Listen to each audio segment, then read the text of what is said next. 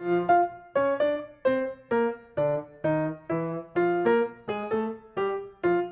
everyone! I'm Miss Bethany from the Rust Library, and today I'll be talking to you about something that we all know we really shouldn't do, but I'm willing to bet we do it anyway. And that is judging a book by its cover. I'm going to be talking about a couple of books here that may have been recommended to you, or you may have seen a few of them while you were browsing here, and for whatever reason you looked at the book cover and said, meh, not today. And I get it. We all do this. We pull a book off the shelf, look at it, and without reading the back or reading the inside of that dust jacket, immediately think, nah, that doesn't look all that great. But of course, the whole reason why we have that saying, don't judge a book by its cover, is because sometimes there are really awesome books out there that have some blah covers. So that's what we're going to be talking about today. Some books here that you might not have thought looked all that fun to read, but are actually pretty awesome. Now, I do want to mention that this doesn't necessarily mean that I am saying that the books are ugly. That's a matter of opinion, and my opinion doesn't matter at this point. It also doesn't mean that the person who designed the cover of the book did a bad job, but maybe the style that the cover was drawn in is not as popular now as it was when the book was written. Or maybe the cover doesn't really tell what the book is about. Or maybe the book just looks old. But I don't want you thinking that the book is ugly. Although you might think that, and that's perfectly fine. But again, that's a matter of opinion. So we're not going to be talking about opinions on that. So here are some books that, for whatever reason, you may have passed by without having read any of it. And I hope you'll find one or two of them as interesting as I have. First up, A Gathering of Days by Joan Bloss. This book tells the story of 13-year-old Catherine, who lives on a farm in New Hampshire with her father and younger sister Maddie. One day, Catherine's father returns home from a trip with a journal for her. So Catherine begins writing down her daily experiences and all the things that happen in her life. Over the next year and a half, we learn of a mysterious stranger whom Catherine only catches a glimpse of, but who leaves her a message begging her for her help. She develops a crush on the neighbor boy, Joshua. Her father remarries, bringing home a new stepmother and a new stepbrother. And a great tragedy befalls her best friend, Cassie. Catherine learns that all actions have consequences, and she is asked to make a decision that will deeply affect her and her family. A Gathering of Days. This next book you may have read, or you may have heard of, Anne of Avonlea by Lucy Montgomery, is the sequel to Anne of Green Gables, which I'm sure a lot of you have heard of or read. Anne in this book is now 16, and she is the teacher at the Avonlea school. She still gets into her scrapes from time to time. She's still best friends with Diana Barry, and she can't quite figure out what she thinks of Gilbert Blythe. But we also meet Mr. Harrison, Anne and Marilla's next door neighbor, and his crazy pet parrot, Ginger. We meet Davy and Dora Keith, twins Marilla decides to take in and care for after their mother dies, and who, Davy at least, reminds Marilla of Anne when she was younger. And we meet Miss Lavender Lewis, an old maid in town who is almost as much a romantic and a dreamer as Anne, and the failed engagement she had years earlier with the father of one of Anne's students. This book is all about Anne growing up and becoming less of the impulsive, impetuous girl that she was in the first book.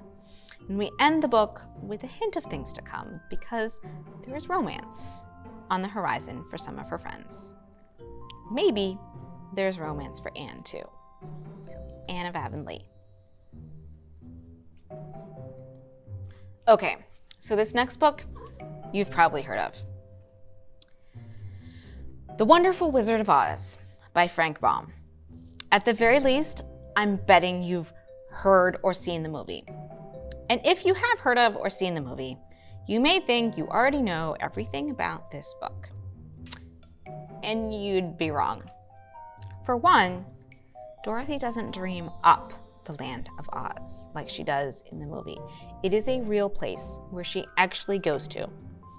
And in her adventures there, we learn why the Scarecrow has no brain, why the Tin Man has no heart, and why he's made of tin. We learn how and why the Witch of the West controls the flying monkeys and why they are so quick to jump allegiance to Dorothy once the witch is dead.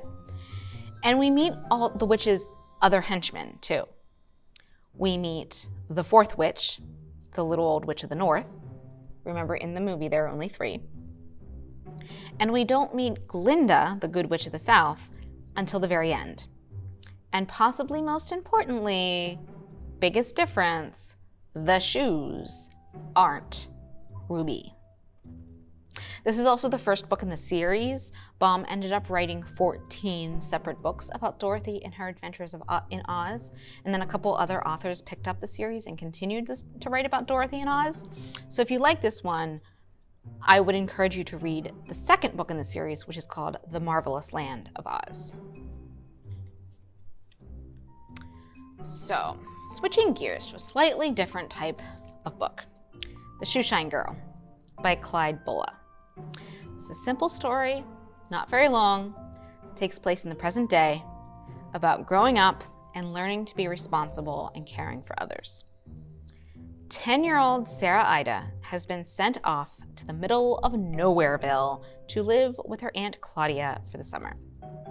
And she is not happy about it. Her parents say that it's because her mom isn't well. But Sarah Ida knows it's because they just want to get rid of her. To make matters worse, Aunt Claudia refuses to give her an allowance. So, Sarah Ida goes off looking for a job. The only person in town who will hire a 10-year-old girl is Al, the man who owns the shoeshine stand downtown. It's not the most glamorous job out there. It's dirty. There's a neighbor boy who's angry at her for working there, and Al is strict. But Sarah Ida finds that she enjoys the work, and she gets better at it each day. But just as she and Al are starting to become friends, something terrible happens, and the shoeshine stand might have to close if Sarah Ida doesn't, for once in her life, step up and be responsible. Shoeshine Girl.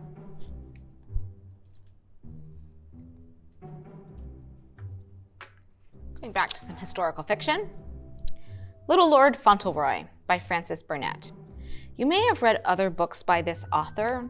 Frances Burnett also wrote A Secret Garden and The Little Princess. In Fauntleroy, Cedric lives with his mother in a quiet neighborhood in New York. He has many friends, is well-liked, is friendly, is content with his life.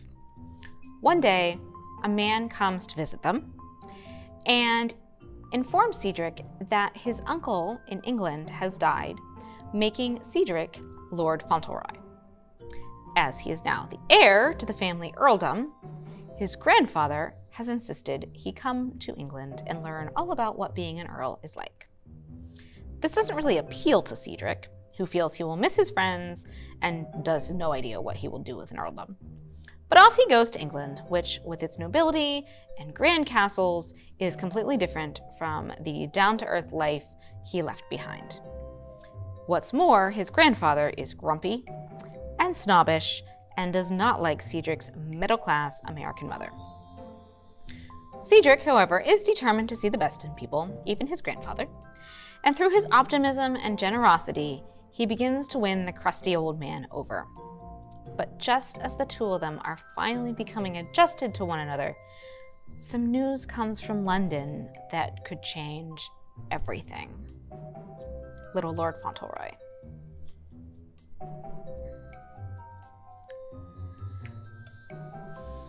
This one I don't actually have a copy of the book. I think it's in quarantine right now. But this was a favorite of mine when I was younger. The 21 Balloons by William Dubois. In August of 1883, William Sherman sets out from San Francisco to fly across the Pacific Ocean in a hot air balloon. 3 weeks later, he's picked up in the Atlantic Ocean, surrounded by the wreckage of 20 deflated balloons. Upon his return to San Francisco, he tells a story that includes sharks, dangerous seagulls, a giant diamond mine, and a secret communal society that is capable of fantastic scientific inventions.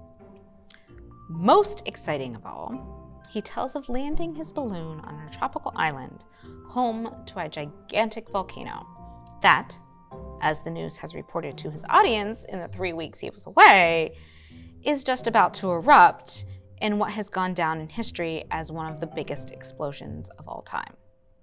The volcanic eruption really did happen, by the way.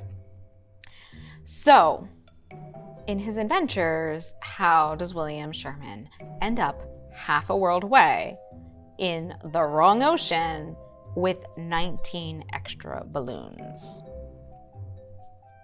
21 balloons.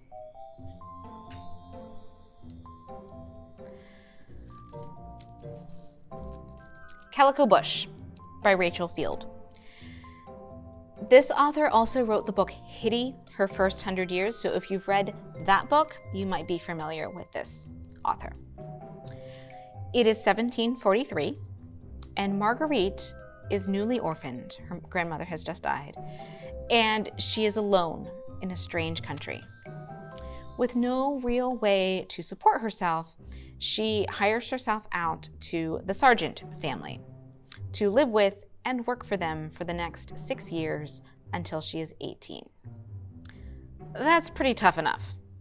But the Sargents have just moved to a very isolated island off the coast of what is now northern Maine. The winters are much harsher than what Marguerite or the Sargents are used to. The Native Americans who live in the area are not exactly pleased to see them. And the fact that Marguerite is French at a time when France and Britain, remember in 1743, we were still considered part of Britain, weren't exactly the best of friends, causes her to feel very much the outsider. Marguerite misses her family, and she misses her old life in France. She slowly begins to adjust to life with the Sargents in their new home. But is it ever really going to be a home for her? Calico Bush.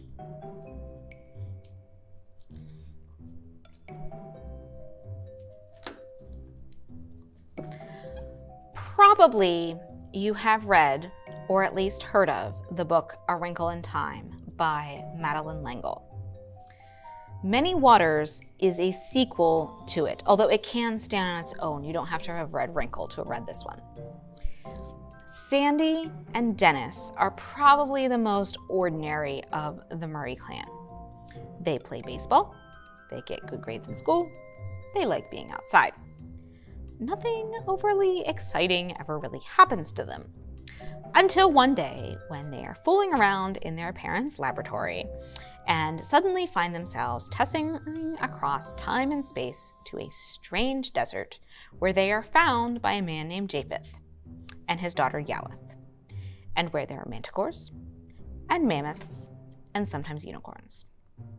There are also creatures called seraphim and Nephilim and small-statured humans who view the twins as giants.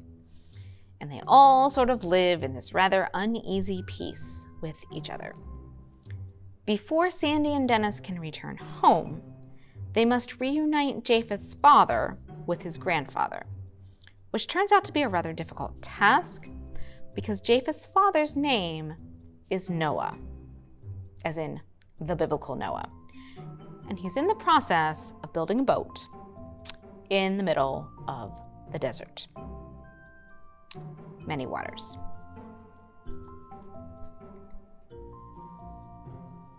This book is part of a series, another book that's part of a series, although each one of these can be standalone, that you can read them on their own. Theodore Roosevelt, Letters from a Young Coal Miner by Jennifer Armstrong, written entirely in the form of letters. In 1901, right after Roosevelt becomes president, 13-year-old Frank writes him to wish him well. Roosevelt writes back, thanking him for the letter, and so begins a year and a half of correspondence between the two of them. Frank is the same age as the president's son Kermit and works in a coal mine in Pennsylvania taking care of the mules.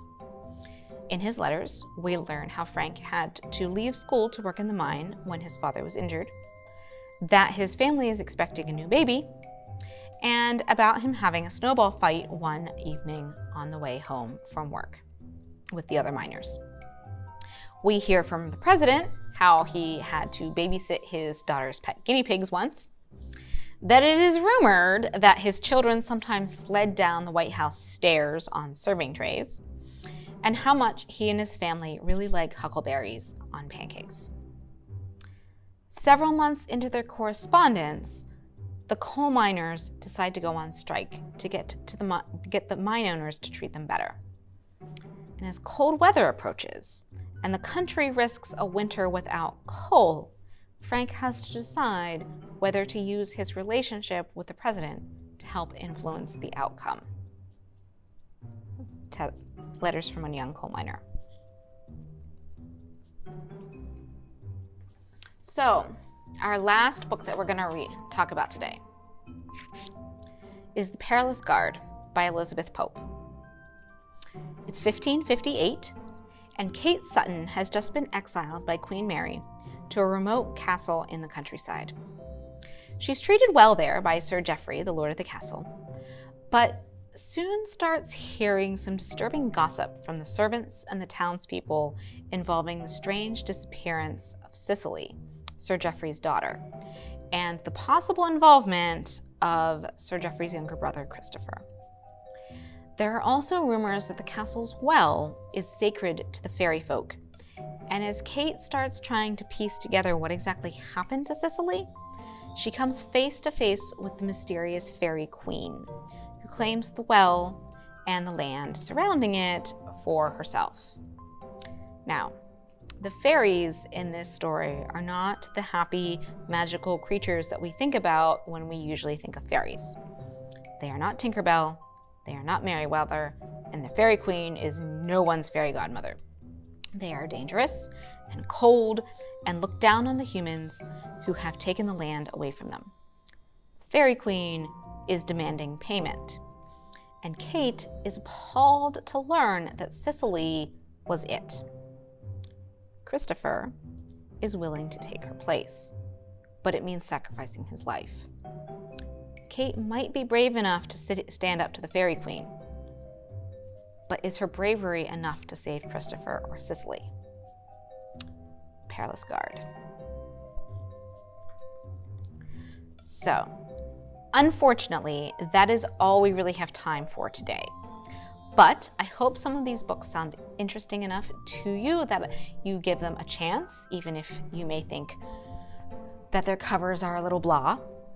If you have any other books that you would like us to talk about, please let us know, as well as any other programs that you want us to do as well. So thank you for joining me on our book cover discussion today. I hope you had fun. I hope you learned some new things, and we'll see you next time. Bye!